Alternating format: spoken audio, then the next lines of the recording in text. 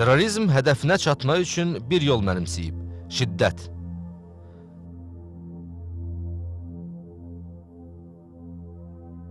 Hər hansı bir terrorçuya görə siyasi fikir ayrılığı, etnik və mədəni müxtəliflikdən yaranan problemlər sadəcə şiddət yolu ilə həll edilə bilər. Hər bir qrup öz tələbinə ancaq güc tətbiq etməklə və ya təzyiq göstərməklə nail ola bilər.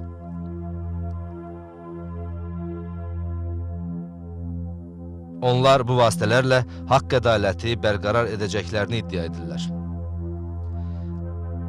Dünyada 500 terrorçu qruplaşmanın olduğu təxmin edilir. Bu terrorçu qruplara narkotik, silah və insan alveri kanallarını idarə edən beynəlxalq cinayətkar şəbəkələr, gizli təşkilatlar, azğın təriqətlər və din adı altında fəaliyyət göstərən müxtəlif radikal qruplar daxildir.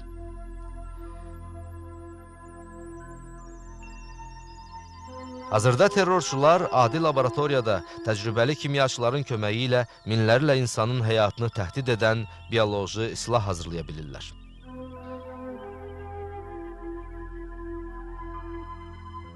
Bunun ilk dəfə tətbiq edilən nümunələrindən biri 1995-ci ildə Tokyo metrosunda Zarin adlı kimyəvi qazla törədilən terror aktı oldu. Azğın təriqətin təşkil etdiyi bu terror aksiyası nəticəsində 12 nəfər öldü, 5500 nəfər yaralandı.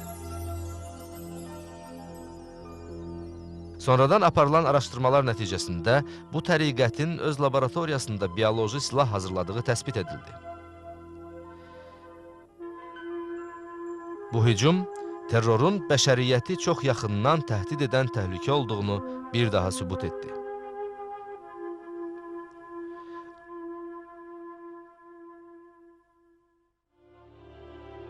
Journal Sentinel qəzetinin yazarlarından psixoterapevt Philip Chart, "Terroristlər bizi insan olaraq deyil, hədəf olaraq görür" adlı məqaləsində terrorçuların əsl məqsədini bu şəkildə tərif edir.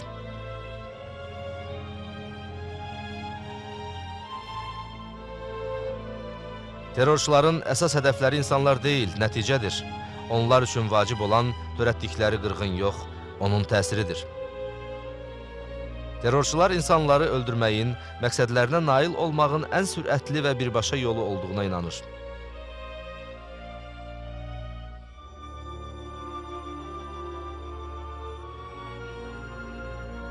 Terrorçular qarşılarındakı insanın ölümündən ən xırda vicdan əzabı belə çəkməzlər. Əksinə, nə qədər çox günahsız insan ölərsə, bir o qədər uğur qazandıqlarını düşünürlər.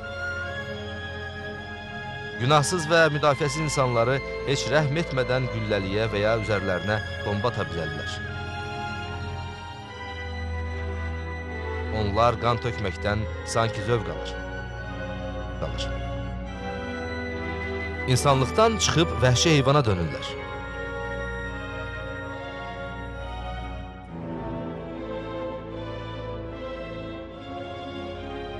Allah belə insanları Quranda lənətləyir və sonlarını belə bildirir.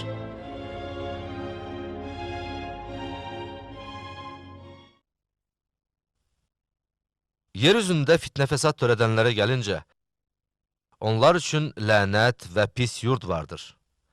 Rəd surəsi 25-ci ayə.